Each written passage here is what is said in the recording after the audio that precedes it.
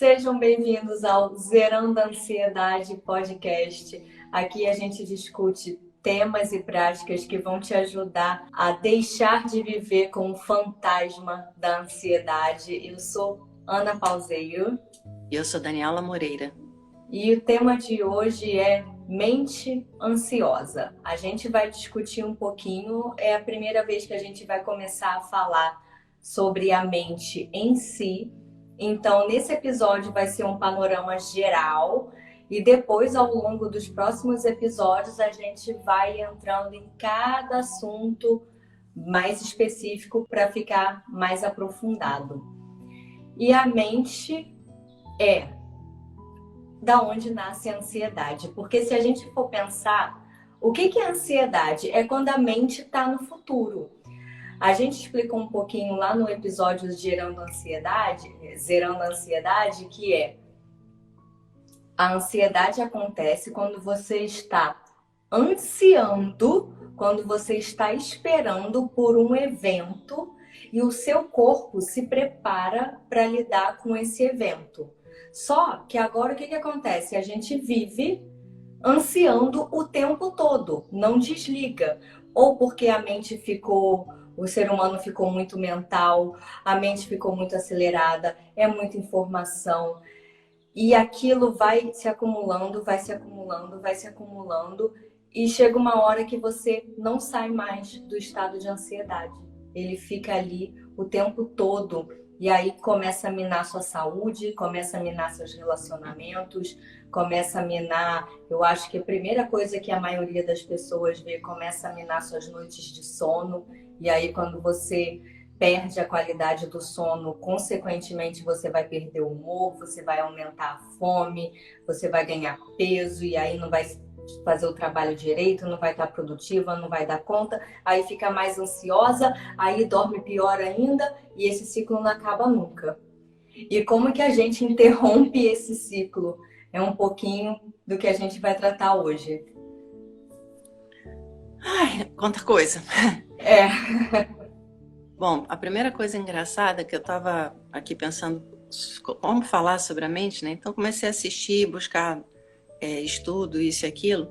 E é engraçado porque muito se sabe sobre o cérebro, pouco se sabe sobre a mente. E a gente acha que é a mesma coisa, e não é. E aí me veio uma sensação engraçada de repente parar e falar assim, gente, como seria viver sem estar na mente? Aí me veio aquela surpresa e a risada, porque isso é um lugar não só conhecido, como desejado. Então, assim, se você quiser entender o que eu estou dizendo, imagina como foi lidar com a vida antes de você aprender a falar.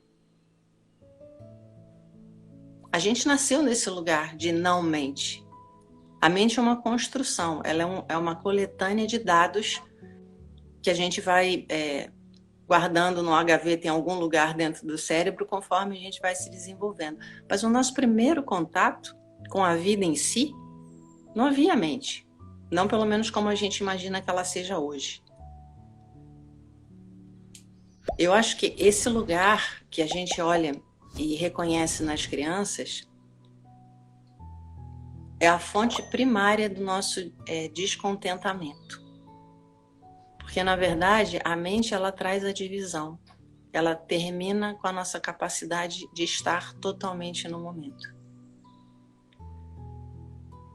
Então, a primeira coisa, característica da mente. Ou você está lembrando o passado, ou você está imaginando o futuro. A mente, ela disseca o tempo todo. Ela compartimenta, ela divide. Ela tenta buscar uma forma mais fácil de controlar as coisas que estão acontecendo. Só que o preço que se paga é um desequilíbrio interno, porque para partir, você deixa de ser integral. Falar que a mente é ansiosa é uma coisa engraçada, porque na verdade não existe uma mente pacífica. A natureza da mente é ansiosa, exatamente porque ela se acredita a guardiã do reino.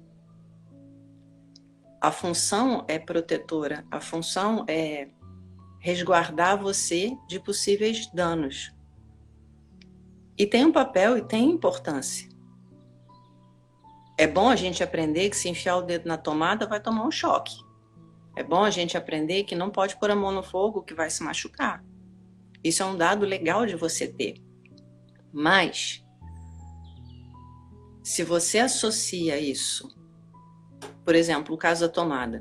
Eu não posso nem chegar perto da tomada, que pode ser que eu marque bobeira. De repente você vai começar a ter medo de toda tomada que você passa, que é mais ou menos o que a gente está criando.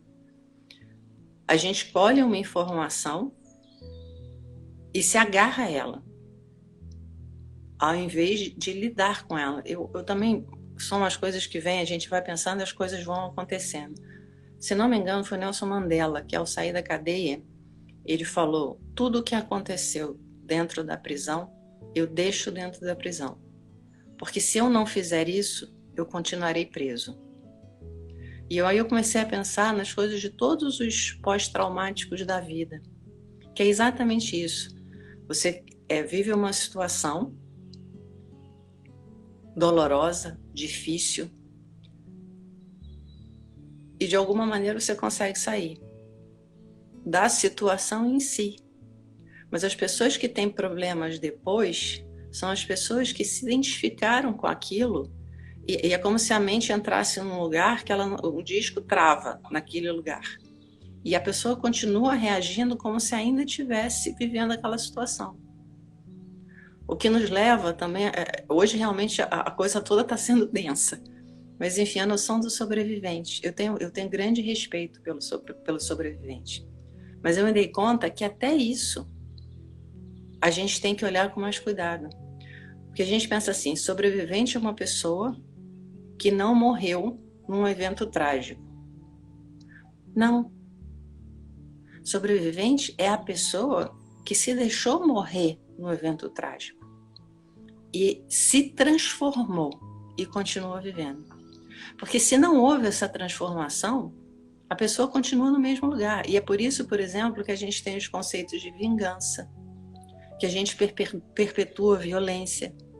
Ah, você fez comigo, então eu tenho que fazer com você. A mente tem muitos mecanismos que precisam ser olhados com atenção, porque, na verdade, esses mecanismos estão fazendo as pessoas adoecerem. Ok, você me machucou. Eu tenho que lidar com isso e fazer uma escolha. E aí vem aquela coisa, dê a outra face. Eu custei muito para entender o que é isso. Dê a outra face é, apesar do que você fez comigo, eu não permito me tornar aquilo que você é. Dar a outra face é romper o ciclo da violência, se tornando presente. Isso eu estou falando em grandes eventos, em coisas impactantes, mas na verdade a gente tem que aprender a fazer isso diariamente. A gente está tão acostumado a permanecer grudado e identificado na mente que tudo vira um suplício. Então é tipo, você acorda, a gente não consegue mais acordar e simplesmente viver o dia. A gente já acorda pensando, o que eu tenho que fazer? O que pode dar errado? O que eu deixei para trás? O que o fulano vai pensar? Eu tenho que fazer não sei o quê. E a gente entra nessa história, e aí é muito engraçado, porque a Ana fala constantemente, você começa a meditar, tempo sobra. Ela fala isso direto, dá energia, o tempo sobra. E é verdade, porque olha só, se você está envolvido nos teus pensamentos e tem uma série de coisas para fazer, a probabilidade de você desviar, atrasar, errar, ter que fazer de novo é imensa, porque você não está presente. Essa desatenção, ela faz o tempo ser mal utilizado. Então, ao invés de ter qualidade e eficiência, você vai ter cansaço, correria e tropeço. Até aqui ficou claro? E não só a falta de presença faz você ficar distraído e não fazer as coisas direito, como você tá o tempo todo pensando que vai dar errado, que vai dar, não vai dar certo, não vai funcionar. Ai, meu Deus, estou correndo, não vai dar tempo, não consigo. Isso te dá um cansaço, que tecnicamente diminui a sua produtividade, mas não diminui sua produtividade, diminui também, mas o mais importante te rouba a tua vida, rouba a tua qualidade de vida. Que uma coisa é você chegou, trabalhou o dia inteiro, isso era comum acontecer comigo. Muito mais nova, fazia faculdade de manhã, trabalhava à tarde e chegava, aí antes de ir para a faculdade ainda ia para academia, e aí chegava em casa à noite. Ainda nessa época tinha uma tia muito querida que passou um tempo lá em casa, e aí eu chegava, meditava. O corpo coitado, já não queria mais nada. Aí a minha técnica era: não vou nem sentar no sofá, porque se eu sentar no sofá, acabou. Aí eu chegava de academia, faculdade, trabalho, chegava em casa, meditava, e depois que eu acabava a meditação, aquela coisa o cansaço do dia, a tensão do dia, ela vai embora. Fica o cansaço, óbvio, que chega uma hora que você precisa dormir, mas a tensão vai embora. E eu lembro perfeitamente que eu ia jantar com essa minha tia e depois assistir TV. A gente fez isso há alguns meses, quiçá mais de um ano. E olha como sobrava energia. E eu ainda tinha que estudar para a faculdade e coisas e tal. A energia não parava. E Ana Paula, mas você tinha 20 e poucos anos. Meus amigos de 20 e poucos anos não tinham essa energia. Não é a idade. É verdade. Tem um livro que chama A Sua Vida em Primeiro Lugar. É um livro chatinho, assim, aquele livrinho típico de autoajuda e tal, mas eu recomendo para todo mundo que puder ler, porque, entre outras coisas, tem um capítulo lá específico que ela chama de ralos de energia, que são exatamente essas coisas que a mente se agarra e fica trabalhando, que vão te desnutrindo por dentro. Por exemplo, aquela coisa assim, você está trabalhando, mas você está pensando assim: quando eu chegar em casa eu tenho que arrumar o armário. Enquanto você está trabalhando, que você está com essa coisa te puxando, porque eu tenho que arrumar o armário, ou porque eu tenho que resolver as coisas do papel, essa coisa toda vai te drenando. E a gente tem N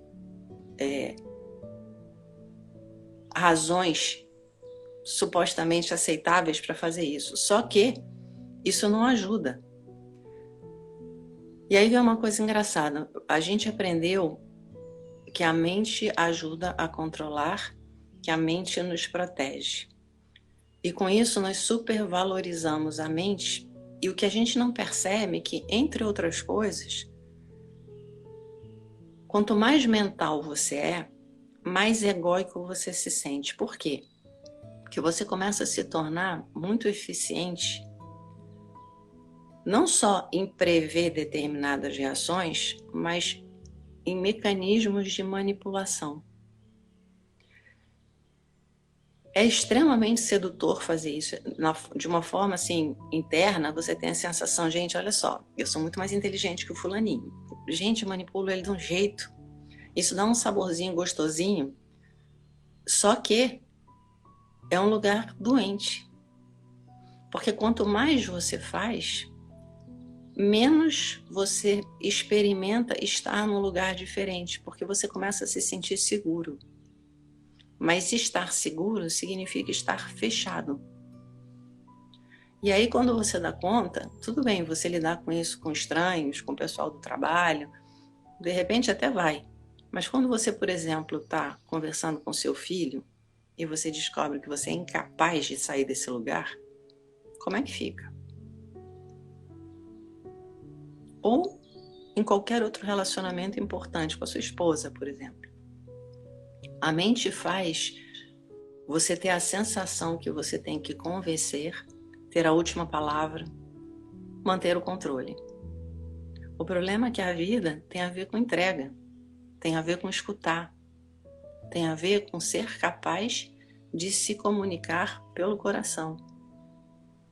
Se você fica identificado com a mente, você alimenta o ego, não percebe um medo que está por detrás disso, que te levou ao primeiro mecanismo, e por outro lado te mantém no lugar onde você se torna inatingível.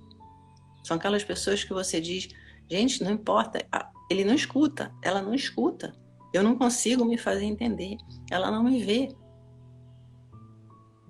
Todos essas reclamações que todo mundo conhece, vêm desse lugar de hipervalorização da mente. E aí vem umas coisas engraçadas que eu estava aqui pensando, o que é a mente? Quando a gente está no colégio, não sei se ainda faz isso, mas na minha época fazia. De repente o professor chegava e dizia assim, hoje vamos falar sei lá, da Alemanha. Então é o seguinte, nós vamos dividir a sala em 2 grupos, um vai falar a favor e outro vai falar contra. De repente, no final do debate, os 2 lados ganhavam nota máxima. Aí você pensa, mas espera aí, como é que isso é possível? Um está falando a favor, outro está falando contra da mesma coisa? Se você parar para pensar nisso, na capacidade que a mente tem de fazer uma coisa parecer completamente certa e verdadeira, e outra coisa, é a mesma coisa, aparecer completamente falsa e, enfim, e ruim, como é que você vai valorizar e colocar as tuas vidas na mão de uma coisa assim? O que é real em termos de mente? O que vale a pena manter em termos de mente? Volta àquela história que a gente vinha conversando no podcast anterior, mudança. A gente tende a se agarrar em molduras, em dogmas, em verdades, em conhecimento. O problema é que tudo muda. Se você não para arrumar um equilíbrio, você vai estar constantemente no desequilíbrio e na ansiedade. Porque no fundo, volta aquela história. Você lembra o que é estar inteiro. Porque até você ter desenvolvido a fala, você estava inteiro. Antes disso, não dá para considerar que tem uma mente dividindo.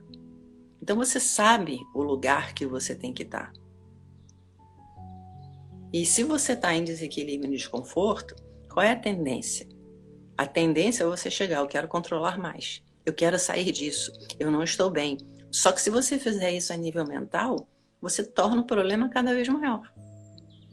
Aí é aquela coisa, você vai dormir sabendo que dentro do armário tem um monstro. Como é que você vai dormir bem?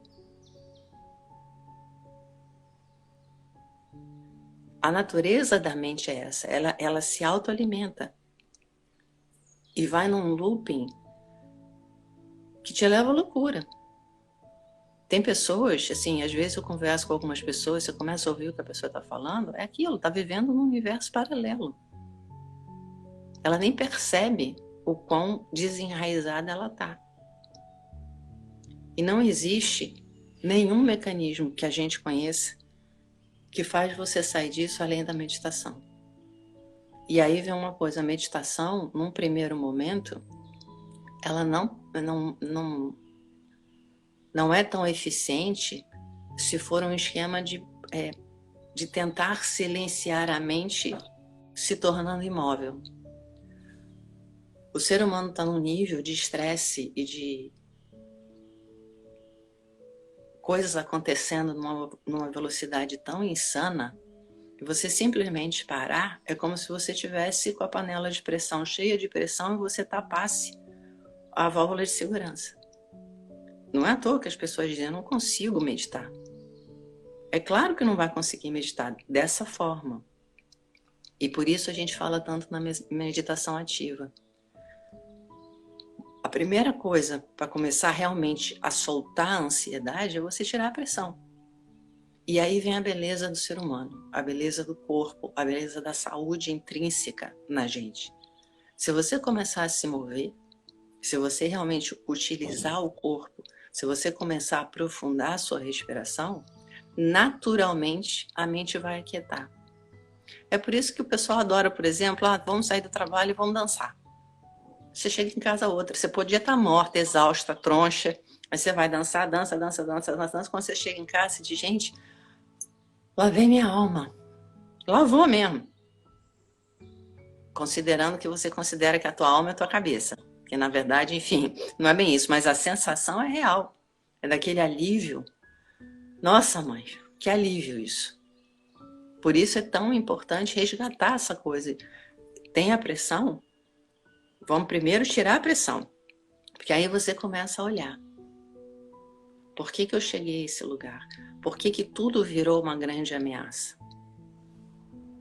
Quer colocar alguma coisa, Ana? Quando as pessoas descobrem que você é advogada, né? Era o que acontecia comigo lá atrás. E aí sempre tem alguém que vem te contar um caso. Olha, aconteceu isso assim assado. Olha, eu comprei uma passagem aérea que deu assim, assado, aí atrasou o voo, aí não sei o quê. Ai, olha, eu tô com uma empregada que eu preciso demitir, não sei como é que eu faço, tô com medo de levar uma ação trabalhista. Sempre vem alguém te contar um caso.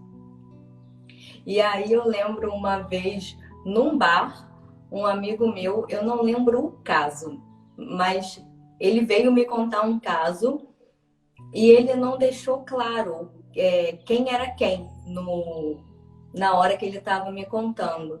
Aí ele falou: o que tem que fazer? Qual é a lei em relação a isso? Aí eu falei: depende, quem é o meu cliente? Aí ele levou um susto.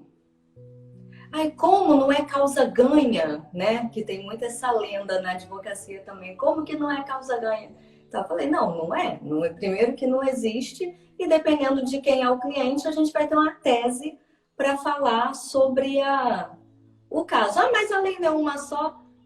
A lei é uma só. A forma como você interpreta e como você vai defender, aí muda completamente. Eu vou fazer uma tese de defesa se meu cliente for um, vou fazer uma tese de defesa se o meu cliente for outro.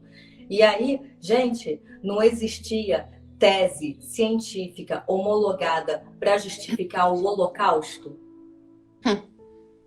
Esse é o lugar que a Dani acabou de falar. É teoricamente comprovada, né? Enfim, existe essa discussão. Mas não existia uma tese racional que validava aquela ação. E é exatamente isso que a mente faz. A mente te trai. Se você vive na mente o tempo todo, se você só pensa em ser racional, você vai ser traído o tempo todo. Não tem como ser diferente. E aí vem a questão. Tá, mas aí eu não vou pensar? Para que serve a mente? A mente tem a função dela. E ela tem que ser usada com a função dela. Quando eu vou planejar alguma coisa, a mente vai ser usada. Quando eu vou fazer um cálculo, a mente vai ser usada. No escritório, quando eu escrevia as minhas teses para os meus clientes, a mente era usada. Mas a mente está aqui, ó. Quer dizer, ela não está uma coisa física, né? Vamos imaginar que ela está comportada aqui na região onde está o cérebro. A mente está aqui. Olha o resto todo que a gente tem. Sentir o pé no chão é importante.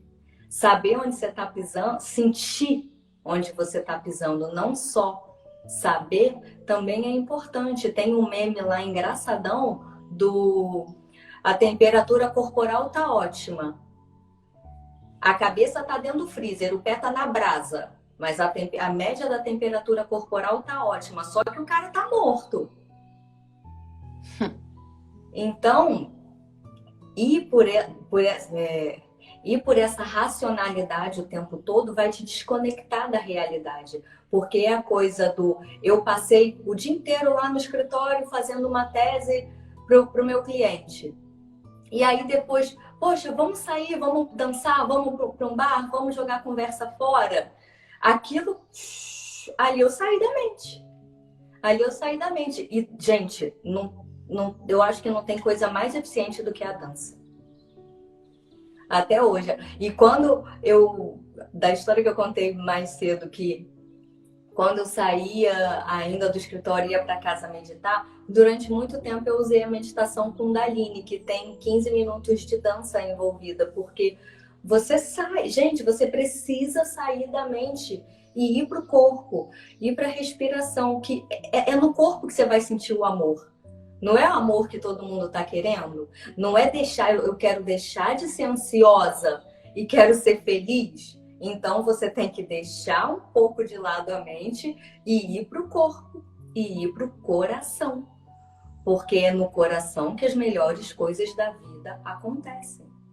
É no corpo, é você permitindo o fluxo da vida, a própria energia do teu corpo, a energia mesmo, bioeletricidade fluir, que você vai encontrar paz, que você vai encontrar amor, que você vai encontrar alegria, que você vai encontrar celebração. Na mente não, você vai resolver o que precisa. Ah, eu preciso pagar a conta de luz, ok? E seguir. E, Ana, falando disso, né, a mente, realmente ela é brilhante. Ela é responsável por grandes descobertas, por grandes progressos de humanidade. Isso aquilo tem função. Ninguém está falando que não tem. Mas, descontrolada, ela faz coisas engraçadas, inclusive porque ela virou um mecanismo de fuga, tanto de responsabilidade quanto conexão emocional. Isso é muito ruim, porque a gente só pensa em termos próximos, assim, de relacionamento e tal, mas na verdade a construção da sociedade mostra esses lugares estranhos que a mente consegue justificar. Vou dar um exemplo bobo. A violência começa a aumentar. Aí você chega e fala assim, bom, então temos que colocar mais porteiros eletrônicos, mais porteiros presenciais. Não resolve. Aí você diz assim, ok, então temos que colocar câmeras em tudo que é lado. Aí você coloca a câmera, não funciona. Aí vamos fazer fechaduras nas portas de todo mundo. E você vai fazendo, tomando 1000 providências na tentativa de ficar seguro. Gente, o problema da violência é acabar com o bandido. Aí você vai para o outro lado, não, mas o bandido é vítima da sociedade. Não, mas não pode ser um esquema de penitenciária punição, tem que ser um não sei o que social. Isso vai ad infinitum. E aí o que acontece? O cara que entra para essa vida, continua nessa vida, porque muito se fala e pouco se faz, e você que está querendo proteção se descobre preso. Assim a gente evita parar e olhar qual a sociedade que nós construímos que dá espaço para uma pessoa precisar passar para o crime. E qual a sociedade que nós criamos que faz com que as pessoas se mantenham não claras, defensivas e escondidas em relação ao que deve realmente ser. A gente faz isso a nível de relacionamento, a nível de trabalho, a nível de sociedade, porque o mecanismo é o mesmo. Chega uma hora que você tem que olhar e dizer, fazer isso tudo dessa forma desconectada não altera a realidade, não traz uma energia criativa. E por outro lado, é muito engraçado, porque no momento em que você começa a buscar uma solução, se existe medo emocional, isso, aquilo, você vai enfatizar a mente. Mas em fazendo isso, você sai da possibilidade de realmente lidar com a realidade. Então você se perde tentando buscar a solução. Você não consegue nem caminhar na direção da solução, porque você já fica perdido aqui. Quando se de repente você para e se permite sentir, gente, ok, de repente eu percebo que tem uma dor aqui. Ao invés de fugir dela, o que ela pode me fazer ver de verdade? Você sai do lugar de buscar uma solução de problema para perceber o problema tão de perto que você começa a ter que se transformar na solução, porque você sabe o prejuízo daquilo. Você não está pensando a respeito. Você sente aquilo. Neste lugar, isso acontece. E aí, nesse conhecimento real, eu posso dizer como é que dá para sanar isso aqui? Como é que eu posso negociar com isso aqui? É a mesma coisa quando, por exemplo, uma pessoa que você gosta diz um troço que te machuca. Se você para e sinaliza, doeu, tudo começa a acontecer. Se você simplesmente se defende ou ataca, aquilo vai tomar uma proporção totalmente desnecessária. Então aquilo, eu não vou mostrar que ele me machucou, porque eu não vou passar recibo, e aí o meu ego entra, então ele vai ver do que eu sou capaz, e sabe, aí volta aquela história, cadê a história da outra face? Não, você já entrou no distúrbio, você já entrou na doença, e aquilo vai escalar. A capacidade que a mente tem de fazer você entrar num lugar irreal é imensa. E a nível de humanidade, a única solução é reconectar com os sentimentos. É o que a Ana está falando, é buscar o corpo, é buscar o coração, é buscar... Porque aquilo, estatística, é lindinho. Desde que a tua mãe não seja 1%. Aquilo, se você está na mente, você diz, ok, não tem problema, minha mãe é 1%, tá tudo certo. Na mente você é capaz de aceitar isso. Mas se você se tornar humano e realmente sentir, peraí, não é simplesmente a minha mãe, é um ser humano. Então não dá para negociar com essa estatística. Tem que haver um outro jeito. Ou pelo menos eu tenho que dar a chance dela escolher se ela quer ser esse 1%. E aí tudo começa a mudar. Validar a realidade da vida é o primeiro passo para você começar a voltar para esse lugar onde a mente é uma ferramenta sensacional e não um gerador de ansiedade e de doença. Toda a ansiedade vem desse lugar. Essa coisa, ameaça. Vai dar errado. Eu vou falhar. Isso vai me machucar. Como é que eu posso evitar? E que não sei o quê. Gente, viver nesse lugar o tempo todo é aquilo. Uma gota d'água vira um tsunami. Mas foi só uma gota d'água.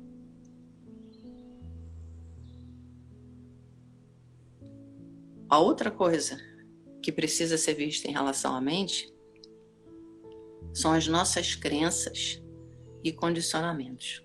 São as coisas que a gente ouviu desde lá de trás, que passaram a ser vistas como verdades absolutas. E hoje te tiram a variedade de escolha. A gente também já andou falando nisso, né? Eu sou assim. Isso não existe. Eu sou assim é abrir mão da vida. Um fulano me traiu. Então, todo mundo é traidor. Se você for viver assim, a tua vida vai ser um inferno. E aí volta a história da sobrevivência. Eu não sei o que aconteceu outro dia, que enfim, que eu me vi numa situação onde eu poderia ter sido enganada. E foi super engraçado, porque na hora que isso aconteceu, eu virei e falei assim, se eu considerar que eu posso estar sendo enganada, isso pode me levar para um lugar esquisito. Eu não quero ir para um lugar esquisito. Tá, eu posso estar sendo ingênua, mas eu prefiro ser ingênua. Então vou ficar nesse lugar. Se é verdade ou não, não importa. O que importa é o impacto que essa coisa gerou em mim, que me trouxe para um lugar positivo. Essas escolhas são super importantes. É como aquilo lá, não. Então, uma pessoa faz alguma coisa de ruim para mim. Isso justifica eu dar o troco? Quando eu dou o troco, eu me torno essa pessoa. Essas permissões que a mente dá não são legais.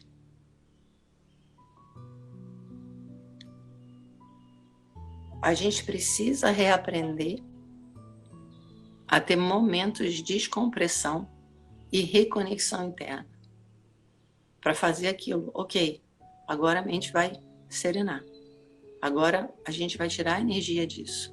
Então vou sentir o pé no chão, vou sentir o movimento, vou sentir a respiração, coisas que ajudam a ancorar e que fazem toda a diferença. No episódio da criança ferida que estraga os relacionamentos, a gente explicou como que se forma isso, como que se formam esses tipos de crença, que basicamente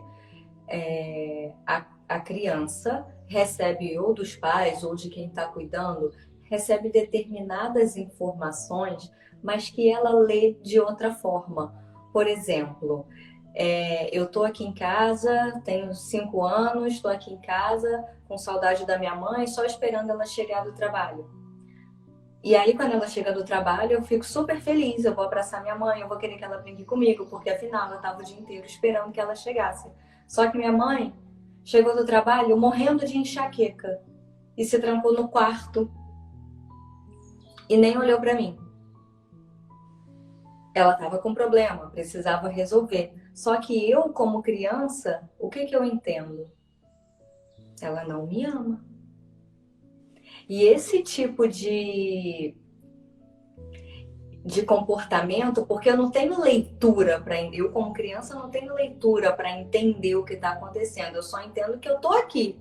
Você tá aqui na minha frente, você não tá me amando, então quer dizer que você não me ama. É simples assim a leitura da criança.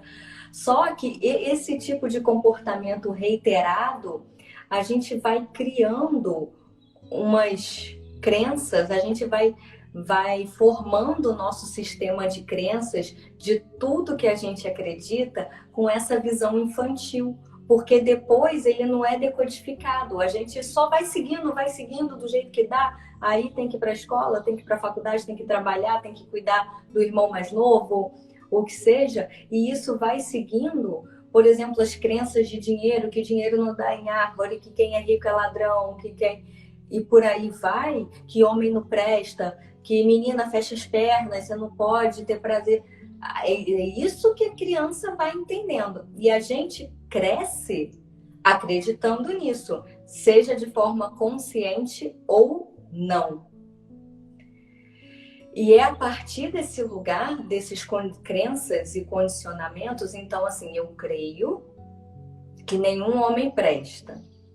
Então eu vou me condicionar a atrair um homem que não vai ser legal comigo. Falando assim em termos mais doces. Um homem que não vai ser legal comigo. E aí eu acredito tanto nisso que isso vai acontecer. A gente atrai o que a gente emite. A física tá aí, né, para falar sobre isso. Então eu acredito tanto nisso que isso vai acontecer. E aí quando isso acontecer, não falei que nenhum homem presta? Aí eu vou lá, choro, me descabelo, etc e tal. Só que aí a vida volta a acontecer. Poxa, mas eu tô tão sozinha, tarará. Tá na hora. Aí eu vou lá e conheço outro. Só que eu continuo acreditando na mesma coisa. E o que vai acontecer de novo? Pá. Aí o que vai acontecer de novo? Vai reforçar aquilo que você acredita. Eu não disse que era assim, eu vou desistir da vida. Olha, eu acho que eu nunca conheci uma mulher que falou, olha, chega de relacionamento pra mim, isso não dá pra mim, daqui por diante eu não quero mais saber disso. Eu acho que não tem uma até hoje que, no mínimo, não tenha pensado nisso. E aí, por onde você quebra esse padrão? Não é pela mente. Não é pela mente. É parando, deixando a mente no lugar dela, de resolver os problemas, e começar a se conhecer melhor, a sentir, a validar a dor. Porque você acredita que homem não presta porque você sofreu isso em algum momento lá atrás e depois aquilo foi se repetindo.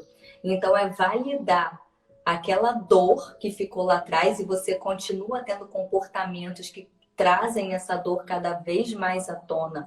É validar isso e sentir a dor para poder liberar. Quando eu falo recorrentemente nos meus stories. Quando alguém me pergunta, e como você faz quando sente medo? Como você faz quando tá triste? Quando eu sinto. Quando eu tô Simples. com raiva, eu sinto a raiva. Quando eu tô triste, eu sinto a tristeza. Quando eu tô com medo, eu sinto o medo. E é a partir daí que a coisa começa a fluir. Ai, que tipo de emoção? Mas eu não quero sentir isso. Se você não tem opção de não querer. Porque você vai sentir, você pode fazer um tremendo esforço para reprimir. Ou seja, o mais prático para reprimir alguma emoção é a comida, o açúcar, né, que está sempre ali à mão. Você pode reprimir, mas isso volta. Aí você reprime mais. Aí isso volta mais forte e você reprime mais. E aí isso volta mais forte. Aí você começa a tomar remédio para dormir.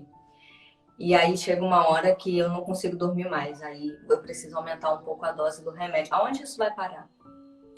Então, sentir emoção faz parte da vida. O que acontece é que a gente não aprendeu a sentir.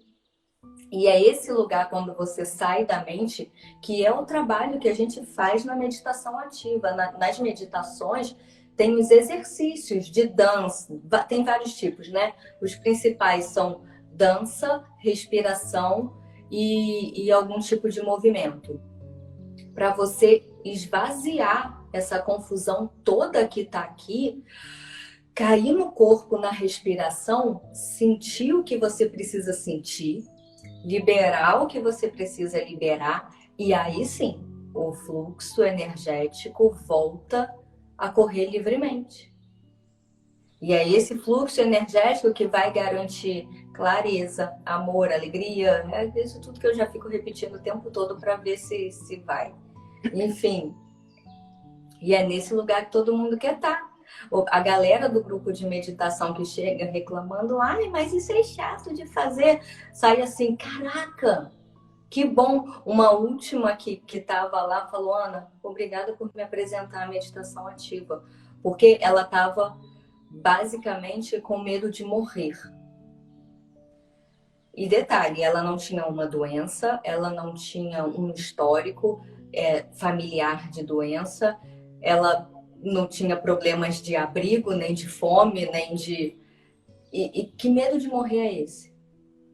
Que medo de morrer é esse? De repente, ela se pegou aprendendo a dançar, a celebrar, falando, caramba, eu fazia isso quando eu era adolescente, isso ficou esquecido lá atrás. E, gente, você consegue andar? Se você consegue andar, você consegue dançar. E é uma coisa um pouquinho simples de se falar, mas que o ganho é absurdo. Não é à toa que a dança ela é usada como terapêutica. Tem uma portaria, olha, se eu não me engano, é portaria número 49 de março de 2017. Se eu não me engano, é isso. Pausa. Isso aí é a mente da Ana Paula na extrema ferramenta. Cara, ela tem uma memória. Nossa Senhora. Vai lá, Ana. Pois é. Que é de 2017 com certeza, mas eu não leio, eu acho que é março de 2017, enfim.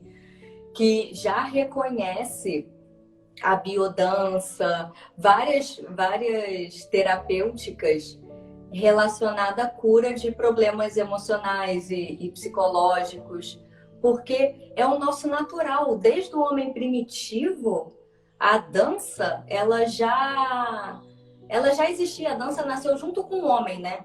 Já ele percebia, segundo os históricos que tem, né? Os homens percebiam as batidas do coração, o movimento do corpo, e usava isso para expressar as emoções, para expressar o que estava sentindo. E por que eu estou falando da dança? Que é uma das formas, existem outras, aprofundamento da respiração, começa a ficar um pouco mais complexo, né? Fazer som nos centros energéticos do corpo, né? Que são conhecidos como chakras, que não é esoterismo, já existem, para quem gosta da ciência, do racionalismo e da mente, já existem aparelhos que medem as energias do corpo e que existem concentrações de nas regiões que são chamadas chakras. Enfim, é começar a ir para o corpo, liberar o corpo e deixar que a energia fluir. Aí, de repente, você vai parar de atrair aquele cara que não vai te tratar muito legal. Aí, de repente, você vai deitar e dormir. Ana, é tão engraçado que se a gente parar para pensar, né? E você estava falando, eu estava pensando nisso. O que é meditação ativa? É o caminho mais curto para você lembrar que você sabe tudo que você precisa saber. Por que eu estou dizendo isso? Quando você é criança, quando alguma coisa te irrita, o que você faz? Quando você é criança e alguma coisa te deixa alegre, o que você faz? Se você parar para pensar, é movimento, é expressão, é respiração profunda, é totalidade. Quando você começa a meditar, você começa a perceber claramente como que você se enfiou nesse buraco. Por exemplo, vamos dançar. Aí você prepara lá o seu quarto, arruma o teu momento, ok, vou começar a meditar. Vou tentar fazer o que essas duas malucas estão falando. Aí você tá sozinha no seu quarto, a porta tá fechadinha, a janela tá com a cortina, um lugar só seu. Aí você vai começar a dançar. Aí você vai começar assim, tô me sentindo dura. Não tô dançando direito. Será que eu tô fazendo isso certo? Não, acho que essas meninas são malucas. Isso não vai funcionar. Você começa a ouvir essa coisa toda. Aí você, de repente, vai conversar com a gente. Olha, eu comecei a meditar, mas aconteceu isso assim, assim, assim. Aí a gente vai dizer para você, então faz o seguinte, tenta de novo. Mas dessa vez, quando a cabeça começar a falar, você sacoleja mais, você dança mais, você traz de volta para o momento, você busca sentir a tua respiração, não sei o quê. Aí você começa a fazer esse movimento. Aí a cabeça vem, você olha e diz, eu tô sendo ridícula. Aí você fala, não, mas eu não vou seguir isso aí, vou dançar mais um pouquinho. Aos poucos, alguma coisa vai cedendo e de repente você percebe que você não está mais dançando. Você está deixando a dança mover o seu corpo, sem a tua interferência. E aí você vai se lembrar de quando você era pequena, que você de repente ouvia uma música que você gostava, e você dançava, dançava, dançava, e aquilo te dava um prazer enorme. Aí você olha e diz assim, gente, eu parei de fazer isso, mas eu sei fazer. Porque é natural. Gente, o estado natural do homem é saudável e feliz. A gente foi para o lado inverso, porque a gente começou a se privar de ser inteiro, porque associou imaturidade com inconsciência. Você pode ser criança sem ser nocivo, sem ser...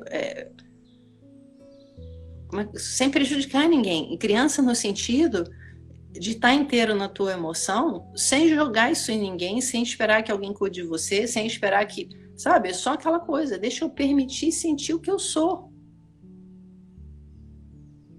E o que eu sou é perfeito. E aí vai cair naquela crença lá atrás, que a Ana estava falando, a minha mãe não me ama. Quando eu acredito nisso, eu vou começar a lutar para eu não ser o mesmo. Eu quero ser melhor para minha mãe amar. Só que, na verdade, você começou de um princípio errado. A sua mãe te ama. Ela pode ter milhões de dificuldades de expressar isso, ela pode ter os motivos mais não sei o que para justificar a atitude dela, mas ela fez o melhor que pode e muito provavelmente te ama o máximo que ela consegue. E ainda que isso tudo seja irreal, que ela realmente deteste. Gente, você vai passar o resto da sua vida miserável porque alguém não te amou? Porque alguém não é capaz de te amar?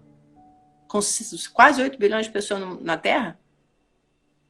Chega uma hora que... Aí vem a história do sobrevivente. O sobrevivente é o cara que enfrenta a dor e percebe, esse evento traumático aconteceu na minha vida. Se eu continuar agarrado a ele, eu vou sucumbir. Então eu deixo ele ir. Eu choro, eu lamento e sobrevivo. Comprometida com a vida. É muito menos difícil do que parece. A única coisa necessária é um compromisso de resgatar esse caminho. De resgatar aquilo que está dentro de você berrando para ter espaço. É por isso que a gente está no desconforto o tempo todo, porque aquilo, se alguém te belisca, você sente. Se você está o tempo inteiro contorcido por dentro, morrendo de medo de ser natural, você sente isso o tempo todo. Por mais que você justifique. eu não posso ser assim agora, eu quero manter meu emprego, se eu falar não sei o que, o fulaninho vai embora. Isso tudo é justificativa. Aliás, isso tudo é explicação, porque não justifica. Mas enfim, explicar a mente tem sempre uma nova. É tirar o coelho da cartola, é um atrás do outro. Chega uma hora que você tem que olhar e dizer, porra, é isso que eu quero? Como é que você começa a zerar a ansiedade? Parando para perguntar de onde isso está vindo. Quando você perguntar isso, provavelmente você vai olhar e vai dizer de um mecanismo desenfreado de uma mente enlouquecida. Então eu preciso começar a tirar a energia disso. Diz, Ana. E aí para e sai da mente e vai para o coração. Através de técnica, tem técnica para isso.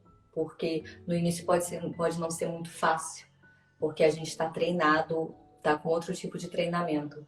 Mas existe técnica para isso, que você sai da mente e vai para o coração, que lá é o lugar bom para você morar. E aí você vai na mente quando precisa cuidar das coisas que sua mente pode cuidar. E só porque você falou que a minha memória é sensacional, eu vou contar um caso agora de uma terapeuta que eu não vou lembrar o nome. Se por acaso eu lembrar depois, eu deixo na descrição. Que era, você falou da questão da África do Sul. Na África do Sul, durante algum tempo, teve uma onda de estupros muito forte. E muitas mulheres, muitas famílias acabaram sofrendo com isso. E aí essa terapeuta foi para lá para tratar dessas mulheres e teve um trabalho incrível, sensacional, com muita cura, né? Eu fico até emocionada de falar, porque foi bem bonito. Só que aí, ok, teve um trabalho incrível com muitas mulheres e aí ela conheceu uma certa mulher que passou por isso e óbvio que só ela sabe a dor que ela sentiu. Só que ela entrou para o trabalho e se recusou a mudar o que ela tinha construído a partir disso. Que, segundo essa terapeuta, o que ela fez? Ela basicamente transformou. Ela tinha um marido e um filho. E ela basicamente transformou os dois em escravos dela. Então, todos dois, não no sentido literal da palavra, né? Todos dois se sentiam na obrigação de fazer tudo que ela queria porque ela estava sofrendo muito. E aí a terapeuta falou com ela, olha, desse lugar você não vai sair se você não parar com esse comportamento de realmente sentir a dor e entender que o seu marido e o seu, principalmente o filho, né, que era uma criança, eles não eram culpados. Eles podem te dar o suporte, mas eles não são culpados. E você só ficar nesse lugar de dor e achar que o mundo tem que fazer tudo por você a partir de agora, porque você está nesse lugar de dor, não vai resolver a sua dor. E aí eu não sei como é que foi o desfecho da história, mas parece que aí depois desse processo terapêutico ela conseguiu melhorar um pouco. Mas é isso, gente. Tem muito os comportamentos que perpetuam a dor, você pode encontrar explicação. Como eu falei, não teve a tese lá que justifica qualquer coisa? Você pode encontrar uma explicação para cada coisa. Você pode encontrar um problema para cada solução. Isso é fácil. Isso é muito fácil. Que é exatamente o que a mente faz. Uhum. Você pode encontrar um problema para cada solução. Isso é fácil. Agora você quer continuar vivendo nesse lugar de ansiedade? Você quer continuar vivendo nesse lugar que te sabota o tempo todo? Nesse lugar eu vou me vingar, que a Dani falou há pouco? O que você ganha com isso? Ai, mas isso tá errado. Tá. Gente, não tem certo e errado. Tem a vida tá boa e a vida tá uma merda. Porque uma atitude pode ser certa para um momento, a mesma atitude pode ser completamente errada para outro momento. Então você quer parar de ser ansiosa? Você quer zerar a ansiedade nos momentos? A gente explicou também no episódio, a ansiedade ela vai desaparecer completamente da minha vida? É óbvio que não, porque ansiedade é uma reação, a base dela é uma reação química natural do corpo que se prepara para uma mudança. O problema é que você está nesse troço crônico. Aí você quer zerar essa ansiedade crônica, que você não sai desse lugar de jeito nenhum. Aí você tem que começar a fazer escolhas diferentes. E se perguntar também, uma coisa muito importante, que essa coisa de cada problema tem uma solução, funciona da seguinte forma: eu estou nesse lugar. Por que eu não saio desse lugar? Eu tenho um ganho nesse lugar. Ai, mas eu não tenho ganho. Tem. Senão você não estava. Isso é um princípio básico da psicologia, né, Dani? Depois você pode até falar um pouquinho. Se você está se perpetuando num lugar ruim, é porque você tem um ganho. E aí você tem que se perguntar seriamente: qual o ganho que eu estou tendo de estar aqui, nesse relacionamento que já morreu? Ou qual o ganho que eu tenho de estar nesse trabalho que nem eu gosto dele e nem paga bem? Qual que é o ganho? Nem que seja o ganho, eu não preciso fazer nada. Eu sou preguiçosa ao ganho, assim, eu não tenho que me movimentar.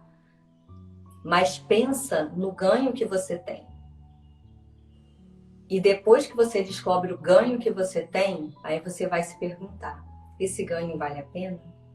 Eu estou disposta a abrir mão desse ganho? Porque a mudança só acontece aí.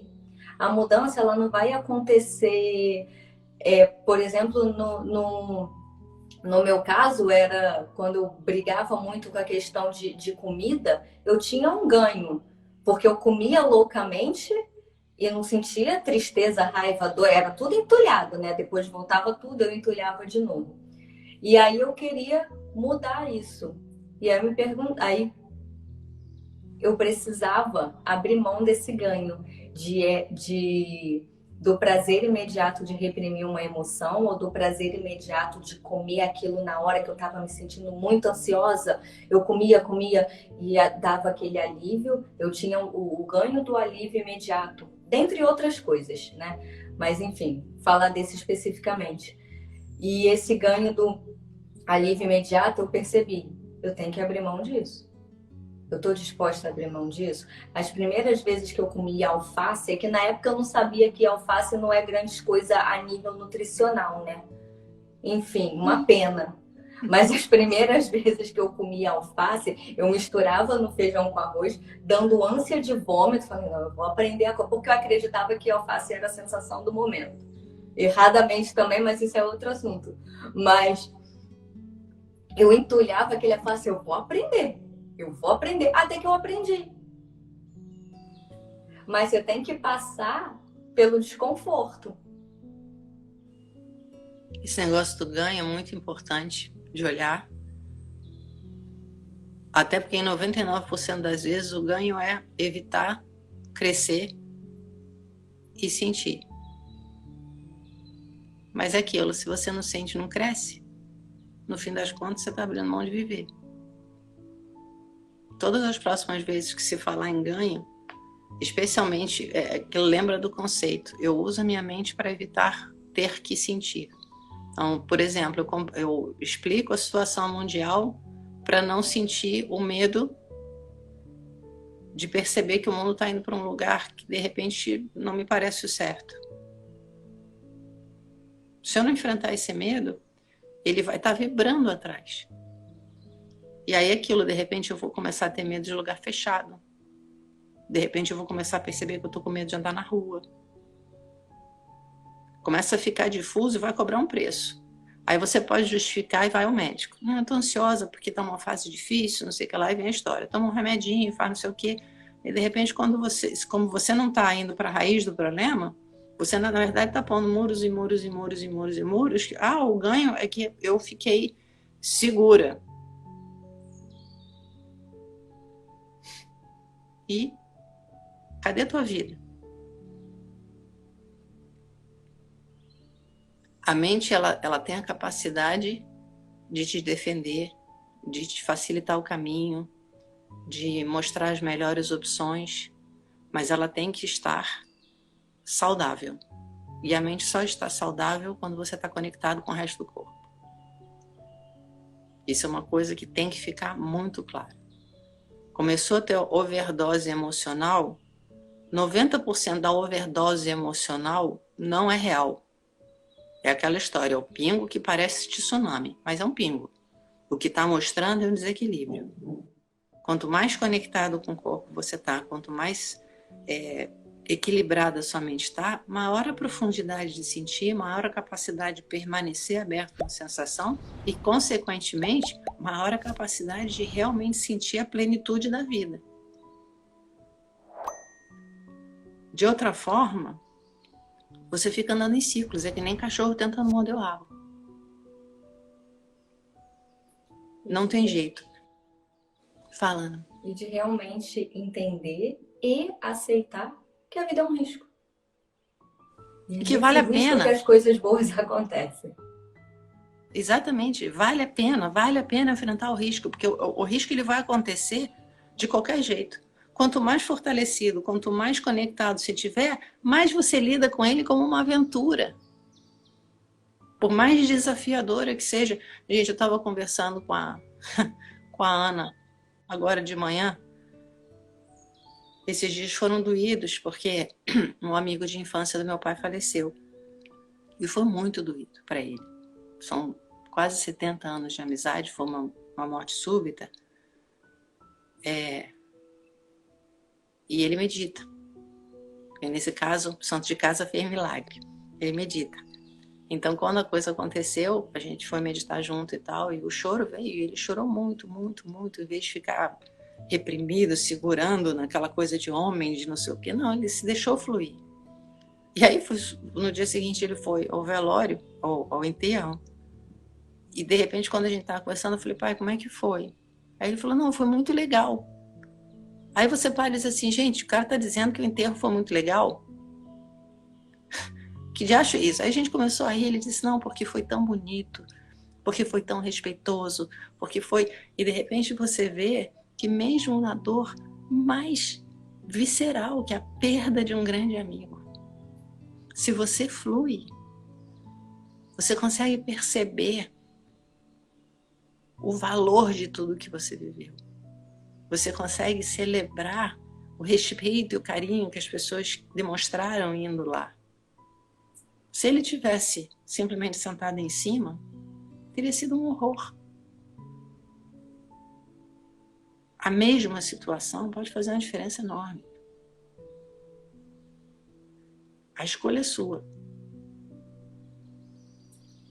E até para honrar a amizade que tinha, né? Faz essa diferença. E volta a mesma coisa que eu acabei de falar. Entender e aceitar que a vida é um risco e que as pessoas vêm e que as pessoas vão e que eu vim e eu vou também. Só que nesse meio do caminho a gente pode fazer uma coisa bacana. A gente pode ter essa amizade linda, a gente pode fluir, a gente pode dançar, a gente pode celebrar, a gente pode deixar nossos descendentes. E por aí vai. Gente, muito obrigada, Dani. Mais alguma coisa? Não, só para mim, Ana, é aquilo. Eu não vejo sentido hoje em viver uma vida que não seja com meu coração 100%. 10 vezes ter uma dor visceral no momento da perda do que passar uma vida inteira tendo medo de perder. Isso é a única coisa que eu queria acrescentar. E aí, enfim, o próximo da mente deve ser mais leve. Hoje foram os conceitos mais gerais e tal, enfim, tem muita coisa para digerir, mas aproveita para realmente começar a questionar. Como é que eu estou usando a minha cabeça? Ela está sendo minha amiga ou minha inimiga? Nos próximos episódios a gente vai começar a dissecar um pouquinho mais cada mecanismo específico mental que te levam para esse lugar de ansiedade que não acaba nunca. Você tá doida para se livrar dela, então o primeiro passo é entender como isso funciona. A gente vai tratar mais um pouquinho. Gravações ao vivo no Instagram todo domingo às 10 da manhã no horário de Brasília, e depois cada episódio sobe no canal do YouTube e no Spotify às quintas-feiras 6 horas da manhã, para você já acordar cedo com a gente. E quem não se inscreveu no canal, eu vou aproveitar para fazer um convite. Vai lá no nosso canal, o link está na minha bio do Instagram. Se inscreve no canal do YouTube e no dia 7 de julho a gente vai ter um evento. Dia 7 de julho, às 8 da noite, um evento Chega de Viver Ansiosa, lá no canal do YouTube, que estão todos convidados. Salva essa data, ao longo da semana a gente vai trazer mais informações. E se você tem uma dúvida específica da tua mente, como está funcionando, não aproveita essa semana e manda para a gente. Porque aí a gente no próximo já, de repente, fala a respeito especificamente. Olha, isso aqui a gente vê desse jeito. Uma perspectiva diferente pode mudar tudo. Exato. Gente, muito obrigada, Dani, muito obrigada. Bom dia, obrigada a você, Ana. E até semana que vem.